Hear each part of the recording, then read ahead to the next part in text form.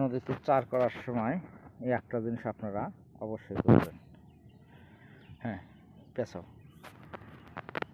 চার দেওয়ার পরে চার নদীতে থাকে না, নির্দিষ্ট পয়েন্টে রাখার জন্য আমরা চেষ্টা করতেছি। নতুন পদ্ধতি, আশা করা যায় এই পদ্ধতিতে অনেক ভালো কাজ হবে। টুটার সুতা দিয়ে চারটাকে ভালো করে পেঁচিয়ে নেবেন। সুন্দর করে পেঁচানোর পরে আস্তে করে নির্দিষ্ট পয়েন্টে দিবেন, যাতে বলগুলো না ফেটে যায়। আস্তে আস্তে যাতে এর গন্ধটা ছড়িয়ে পড়ে চারদিকে। স্টে করবে বেশিক্ষণ, মাছ অবশ্যই চারে থাকবে। হ্যাঁ।